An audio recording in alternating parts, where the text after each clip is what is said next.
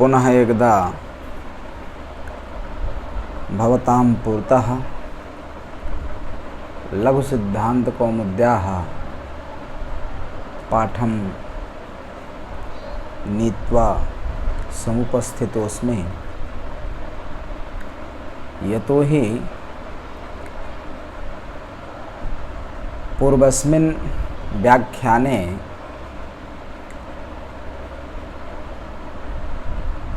गुण संधि विषय के उदाहरणद्वयम् अवशिष्टम् आसीत्। अतः ते नीत्वा तथा च अन्यान्यपि सूत्राणि नीत्वा भवतां समक्षम् उपस्थितोऽस्मि। ततः पूर्वम् एकं मङ्गलं श्लोकं कर्तुम् ईहे।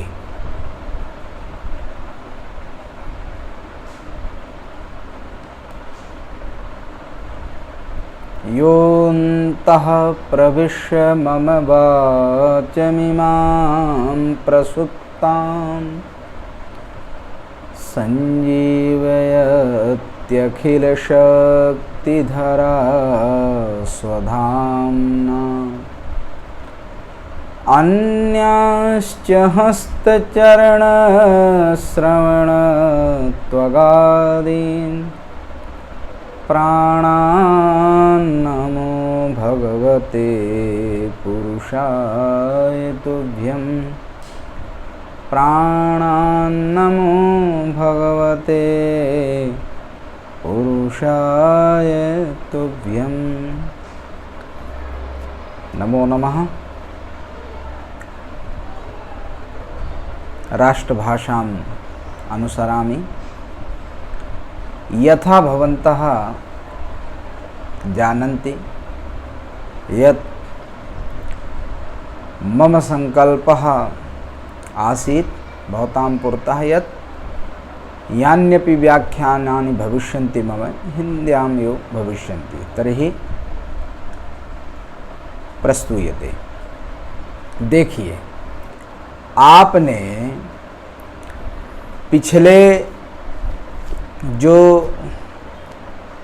पिछला जो व्याख्यान था लघु सिद्धांत कौमुदी का ही, उसमें सूत्र था आद्गुणः। आद्गुणः का फिर से एक बार सामान्य अर्थ आपको बता देते हैं जिससे विस्मृति वगैरह न हुई हो। देखिए, आद्गुणः क्या कह रहा था? अवर्ण से अच पर में यदि है तो पूर्व पर के स्थान में गुण एकादेश होता है। उसमें भी आप लोगों की सरलता के लिए हमने बताया था कि अवर्ण के बाद इक बोल दीजिए, तो उस तरह से भी महत् सौकर्य जो है होगा। अब जो उदाहरण है, दो उदाहरण आपने पढ़ लिए हैं, एक उपेंद्रः और दूसरा गंगोदकम। बहुत सामान्य ने बोल देता हूँ। उप है, इंद्रः है। यहाँ पर आपने देखा कि अवर्ण कहाँ है? पकार उत्तरवर्ती अकार। अच पर में कौन है? इंद्रादि इकार। तो पूर्व पर के स्थान में आपने गुण एकादेश आंतर्य के आधार पर अंतरतम, चूंकि सूत्र तो यही कह रहा है ना कि गुण एकादेश होता है, तो गुण के कहने से ए ओ अदेंग गुण, जैसा कि आपने सूत्र पढ़ा है, तो गुण कहने से उसका जो उस संगी है, उसके संज्ञा का जो संगी है, वो संगी आ और ए ओ इनकी उपस्थिति होती है। तो आप देखेंगे कि अ ई के स्थान में अंतरतम गुण कौन है? तो आ का उच्चारण स्थान कंठ है, ई का उच्चारण स्थान तालु है, और कंठ तालु वाला जो गुण है वह ए होगा। इसलिए पकार उत्तरवर्ती अकार और इंद्रादि इकार के स्थान में आई मिल करके ए गुण कर दीजिए, उपेंद्र बन जाएगा।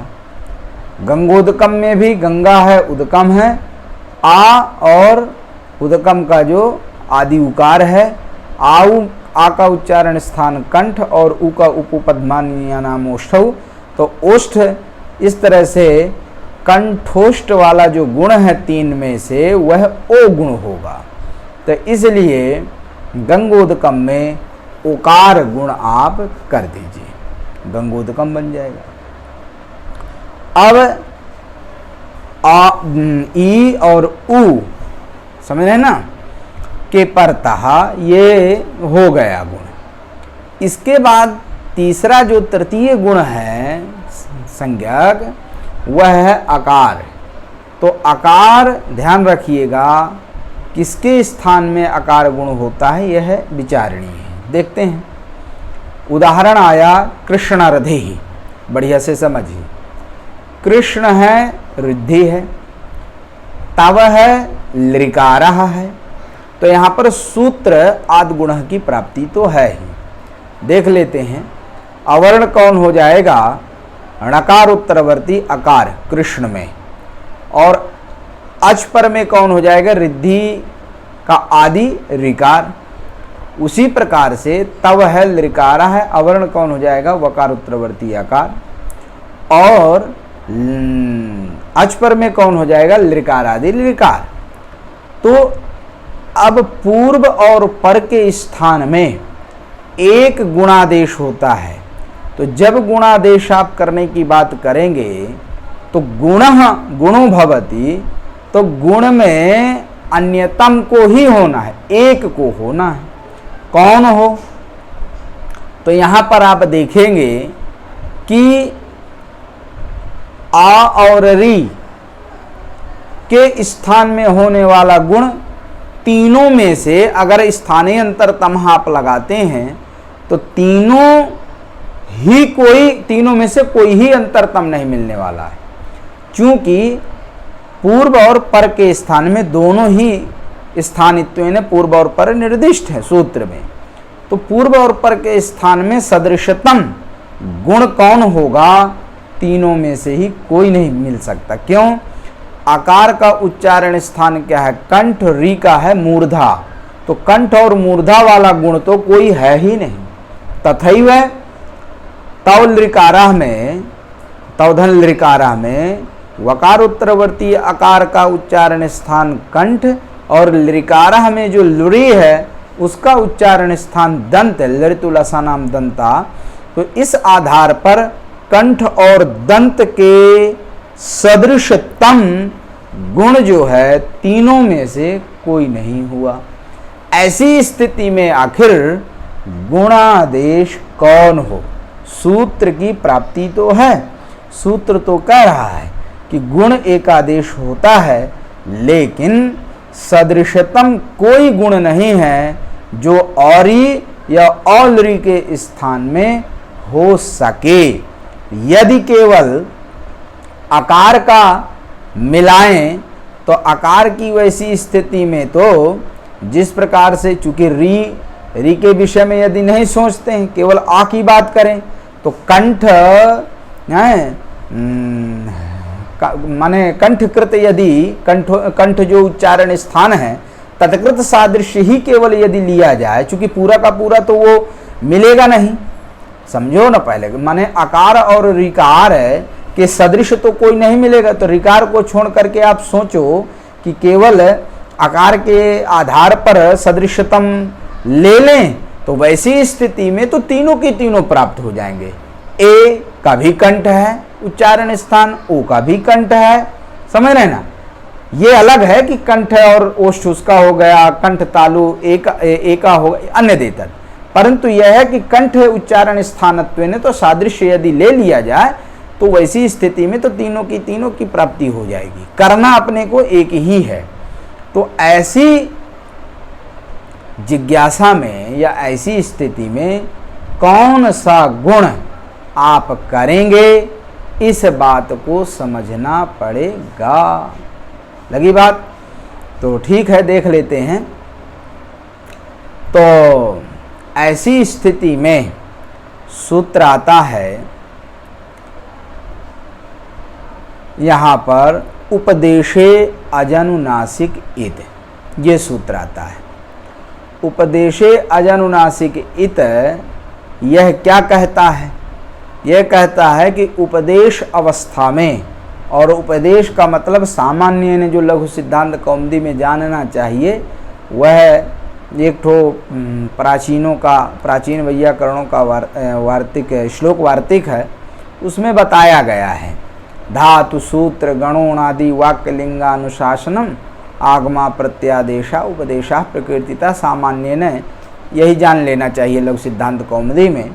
तो इस तरह से उपदेश अवस्था में अनुनासिको जित संज्ञा से, ध्यान रखिएगा, अनुनासिक अच इत संज्ञक होता है, अनुनासिक अच की इत संज्ञा होती है।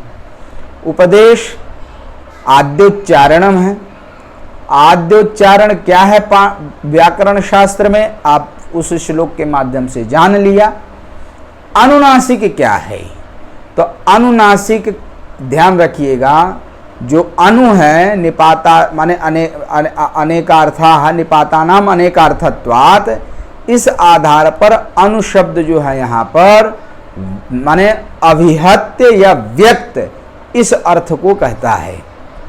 तो नासिकाम अभिहत्य, समझे ना, प्रकाशितः व्यक्तः यह भवति सह अनुनासिकः वर्णः। ध्यान रखिएगा, माने अनुनासिक कौन है? तो वह वर्ण ही है। तो जो नासिका और मुख दोनों से समान काल में जो वर्ण स्पष्ट होते हैं, व्यक्त होते हैं, वे अनुनासिक कहलाते हैं।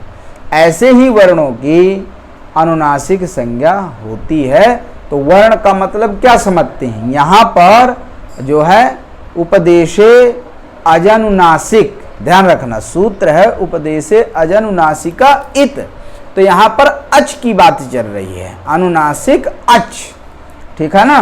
तो अनुनासिक अच, अच का मतलब आप समझते ही हैं, पूरे स्वर वर्ण आते हैं अच में।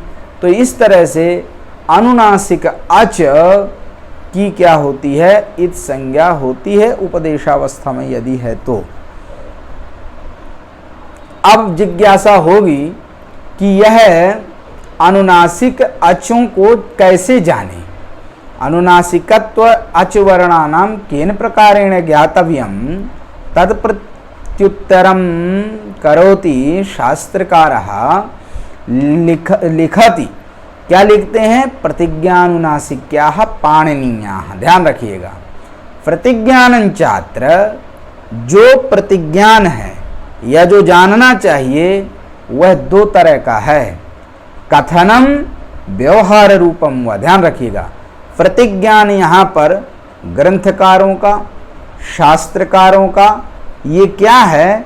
वह यह है माने आचार परंपराया, ये व्यवहार में जुड़ेगा, ध्यान रखिएगा।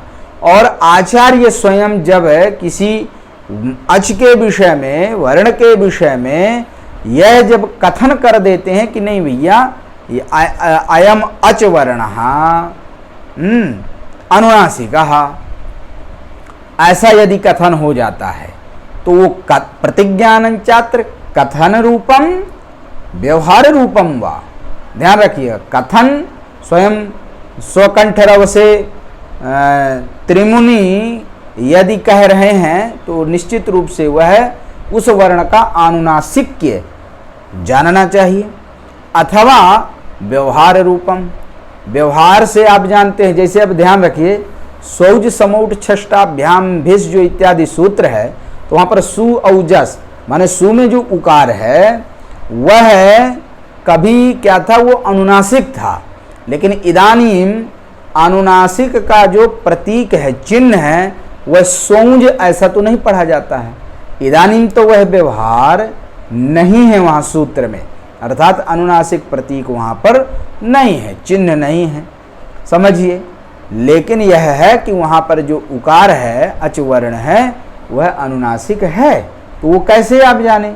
तो वही है वहाँ का, माने सकार उत्तरवर्ती उकार सुप्रत्ययस्थस्य उकारस्य आनुनासिक्यम व्यवहारेण ज्ञातम। ध्यान रखिए, उसका जो आनुनासिक्य है वह आपने परंपराया जाना, व्यवहार से जाना, उसके वहाँ पर उसको लिखा नहीं गया है, समझ रहे हैं ना।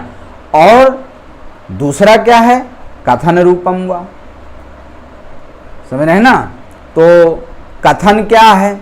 जैसे अद्र में अद्र का जो आकार है उसके वहाँ पर जो आनुनासिकत्व है, अनुनासिकत्व जो है स्वयं भाष्यकार ने उसके विषय में कहा है कि अयम अनुनासिका अनुनासिकत्वात् सिद्धम, ऐसा करके वहाँ पर लिखते हैं।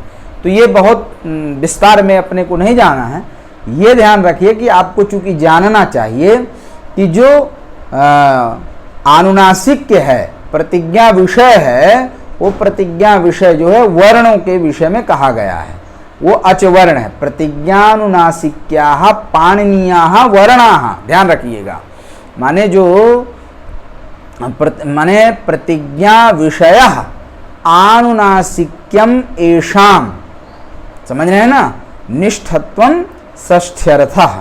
तो यत् स्वर माने यत् स्वर निष्ठ आनुनासिक्यम प्रतिज्ञा विषयस्ते वर्णाः प्रतिज्ञानुनासिक्याः पाणिनीयाः, अर्थात उनके विषय में प्रतिज्ञान या तो सीधा त्रिमुनि का कथन अथवा व्यवहार रूप, अनेन जो है अच वर्णों का आप आनुनासिक्य वर्णों का जानेंगे। और इस तरह से जब आपको अनुनासिकत्व का ज्ञान हो जाएगा कि नहीं भैया यह अचवर्ण अनुनासिक है, तो निश्चित रूप से उसकी इत संज्ञा आप करेंगे। अब देखते यह हैं कि लण सूत्र में जो लकार उत्तरवर्ती आकार है वह अनुनासिक है, और इसी अनुनासिक के कारण ही, आनुनासिक के कारण ही उसकी इत संज्ञा उपदेशे अजनुनासिक इत से होती है। और जब इत संज्ञा होती है तो वहाँ पर र प्रत्याहार की सिद्धि होती है।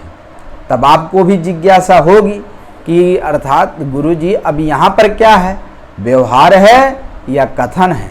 तो ये चीज़ बता दूँ आपको कि ये स्वयं भाष्यकार का कथन रूप में, वह ध्यान रखिएगा, प्रतिज्ञानमत्र।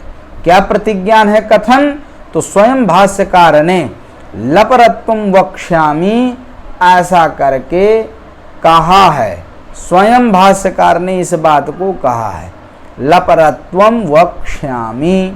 तो यह जो वाक्य है, यह जो पंक्ति है, इस आधार पर लकार उत्तरवर्ती आकार के अचवर्ण जो आप आकार कह रहे हैं उसका आनुनासिक कथन रूप स्वयं भाष्यकार का ही है, ध्यान रखिएगा। और उसी के नीचे लपरत्वम वक्ष्यामि के नीचे स्वयं कैयट लिखते हैं कि र प्रत्याहार रूपेण व्याख्यास्यामि, ध्यान रखिएगा, अर्थात र प्रत्याहार के रूप में हम कहेंगे। तो वह र प्रत्याहार की आवश्यकता, या जो वहाँ पर आपने देखा था कि लण सूत्रीय अकारश्च इत संज्ञा हुई थी, तो वो इत संज्ञा उपदेशे अजनुनासिक इत इसी सूत्र से हुई थी, आकार की, लकार उत्तरवर्ती आकार की इत संज्ञा। और जैसा कि आप जानते हैं नियम, या संज्ञा सा फलवती। तो लकार उत्तरवर्ती या लण सूत्रस्थ जो आकार है, समझे, लण सूत्रे तिष्ठतीति लण सूत्रस्थः, लण सूत्रस्थ जो आवरण, ध्यान रखिएगा, लण सूत्रस्थ जो आवरण, तेन लण सूत्रस्था वर्णेन सह, ध्यान रखिए, उच्चार्यमाण वर्ण का रेफा, माने र प्रत्याहारा। यहाँ पर ध्यान रखिएगा र हलंत है, और इत संज्ञक जो लण में जो आकार है वह अंतिम वर्ण है। जैसे अच प्रत्याहार आप बनाते हैं तो दो वर्ण होते हैं वहाँ, एक अकार जहाँ से आप प्रारंभ करेंगे प्रत्याहार को, और अंत्य जो है वो चकार। यहाँ पर र बोलने से आपको लगेगा कि एक ही वर्ण है, नहीं, लेकिन ऐसा नहीं है।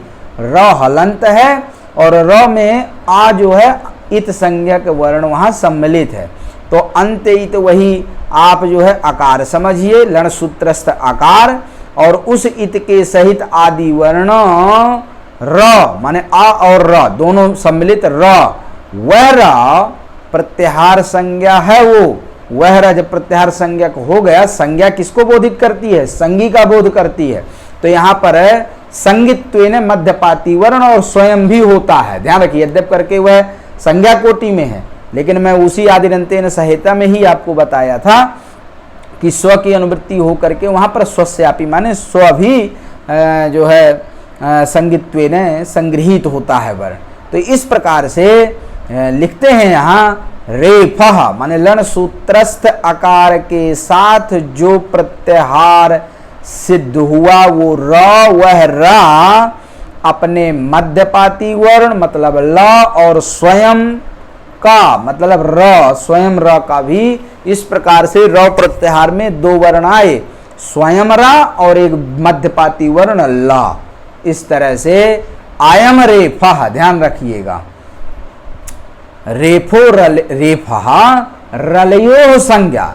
जैसे आज प्रत्याहार में नौ की संज्ञा है अच, नौ ठो आते हैं स्वयं के सहित जो है, नौ अच वर्ण में आते हैं।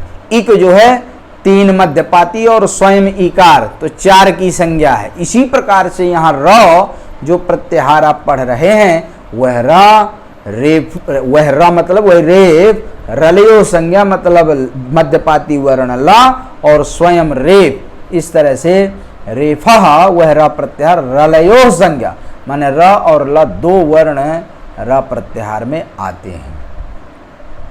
तो कहा इससे क्या हुआ? तो कहा जब ये र प्रत्याहार की सिद्धि हो गई तो एक सूत्र है, ध्यान रखिएगा, उरण रपरः। उरण रपरः में क्या है? उह जो आप देख रहे हैं उह आण, तो उह यह जो है री शब्द के षष्ठी के एक वचन में उह बनता है। आप पढ़े हैं पितृ शब्द है, षष्ठी में क्या बनेगा? पितुः। तो उसी प्रकार से री केवल करेंगे तो उह बन जाएगा।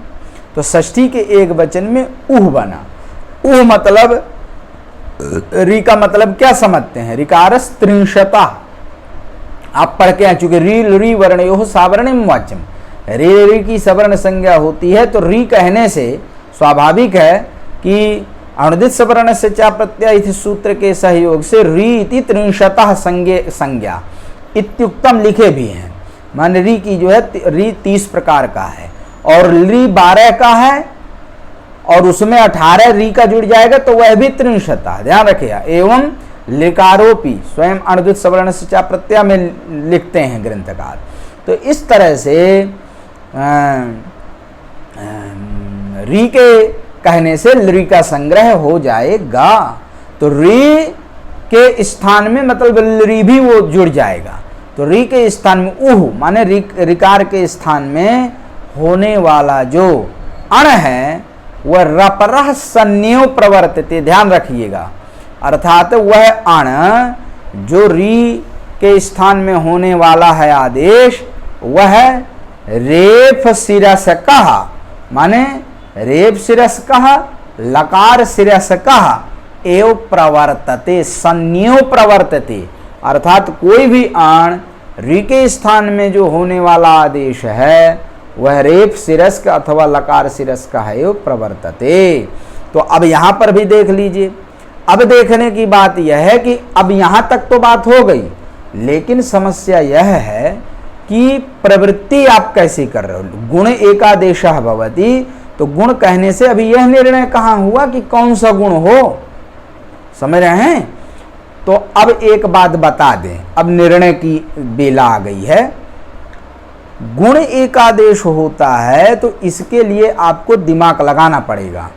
ये बताइए अ और ई के स्थान में यदि लब्ध स्थानी है एकार तो वह लब्ध चारितार्थ है, लक्ष्य को प्राप्त कर चुका है, तो ऐसे विवादित जगह में एकार नहीं आएगा। दूसरा बचा ओकार, तो उसको भी चूंकि उसका भी स्थानीय निर्णय हो चुका है कि उसको किसके स्थान में होना है, तो ऐसी स्थिति में ओकार की भी प्रवृत्ति नहीं होगी। अब समझ लीजिए, चूंकि आई के स्थान में यदि लब्ध चारितार्थ एकार गुण है, ए गुण है, तो यहां पर क्यों आएगा? वो उसका स्थानीय है ही नहीं।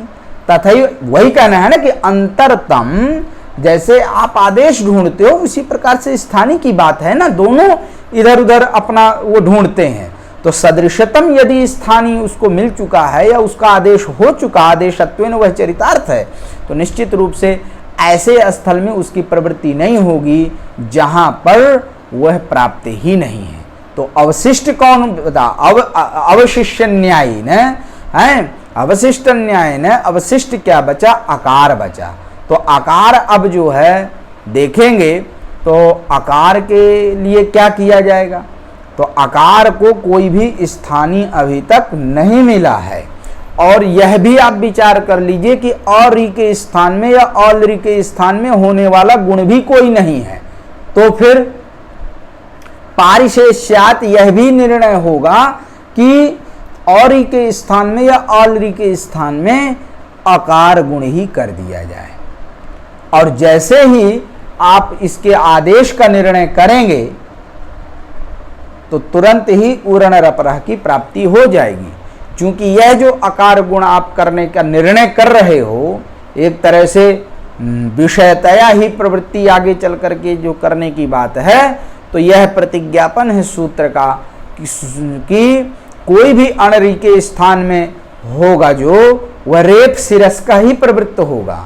समझ रहे हैं ना? इसी को कहा जाता है नष्टास्वरथ दग्धन न्याय। तो यहां पर यह भी समझ लेना चाहिए, नष्टास्वरथ दग्धन न्याय का मतलब क्या है?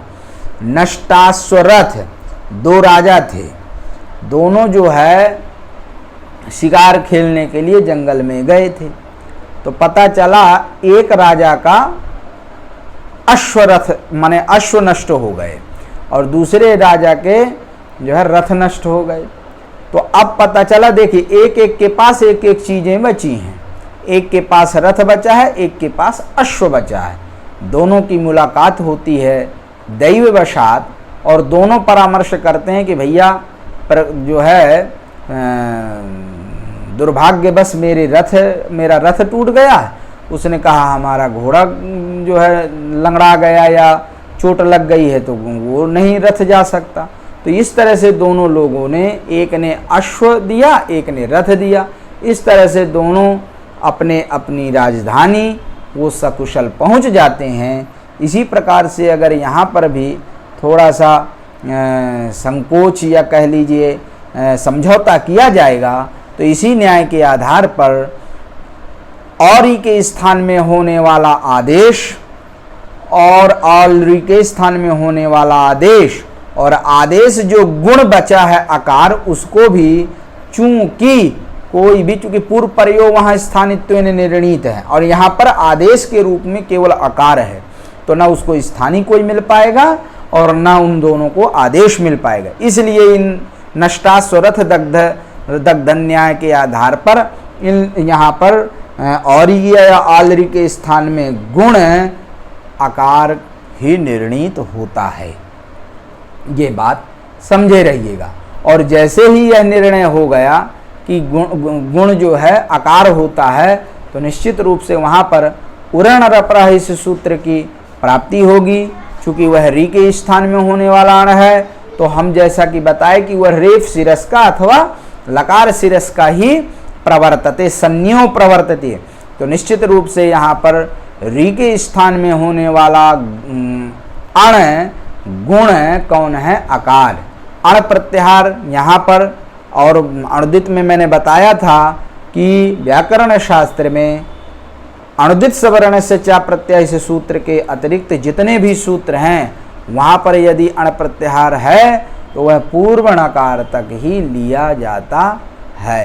केवल अणुदित सवर्ण से चा प्रत्यय में ही पर णकार तक अण प्रत्याहार लिया जाता है। अनेन यह निश्चित हो गया कि यहाँ पर री के स्थान में होने वाला अण यहाँ आकार है और उसको आप रपर, रपर माने र प्रत्याहार में 2 वर्ण आए, रपरहा लपरहा, समझ रहे हैं। तो यहाँ पर जब री के स्थान में होगा तो रपर होगा, अर्थात वह अण जो आकार है उसके पर में रेफ आ जाएगा, जुड़ जाएगा। तो अब इदानीम जो स्वरूप बन गया वह क्या, उरण रप्रह की प्रवृत्ति के बाद अर। अब इदानीम जब दिमाग लगाएंगे तो आ का उच्चारण स्थान कंठ और रिद्धि के रिकार का उच्चारण स्थान मूर्धा, और कंठ मूर्धा वाला जो गुण होगा इदानीम, समझ रहे हैं ना, वो अर होगा। तो अकार का उच्चारण स्थान कंठ और रेफ का मूर्धा, इस तरह से कंठ मूर्धा वाला जो गुण होगा वो अर होगा, समझ रहे हैं ना। और जहाँ वृद्धि होगी, वृद्धि का प्रसंग आएगा तो वहाँ पर भी बताएंगे। तो इस तरह से अरगुण, और जहाँ पर मान लीजिए तवधन लृकारा था तो तवधन लृकारा में यहाँ पर आकार और लृ के स्थान में होने वाला, ध्यान रखिएगा, गुण कौन होगा, अलगुण होगा। चूंकि यहाँ लृ है तो लपर सिरस का ही अण की प्रवृत्ति होगी। तो कंठ और दंत लृ के स्थान में, आकार और लृ के स्थान में होने वाला जो गुण है कंठ और दंत वाला, वो कौन होगा, अलगुण होगा। तो इस तरह से अ और लृ के स्थान में अलगुण कर दीजिए तो क्या हो जाएगा, तव अलकारः, मिला देंगे। वा में अल जो गुण किए हैं आप वो मिला दीजिए तो तवलकारः।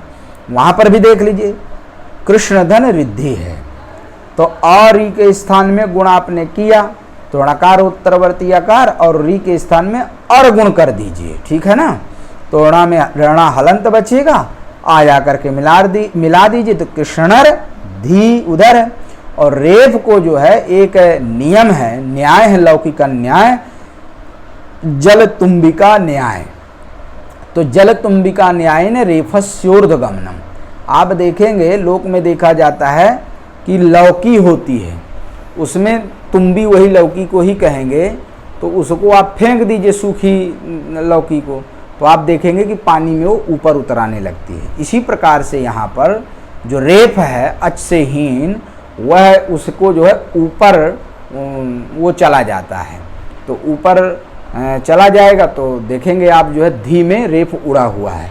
तो इस तरह से कृष्णरधि इस प्रयोग की सिद्धि और तवलकारः इस प्रयोग की सिद्धि हो जाती है। समझ में आई बात कि नहीं आई। तो ये जो है चूँकि कल का प्रसंग ये मतलब छूट गया था, उसमें नहीं जुड़ पाया था, चूँकि ज़्यादा विस्तृत हो जाता उसमें भी मैं बताया था, इसलिए आज इस नूतन पाठ या व्याख्यान की आवश्यकता पड़ी जिसमें हमने आपको इन बातों को बताया। तो ठीक है, इतना ही आज रखते हैं, क्योंकि फिर और यदि आगे बढ़ते हैं तो उसका विस्तार अधिक होता है। तो आज के लिए इतना ही। सर्वेभ्यो नमो नमः।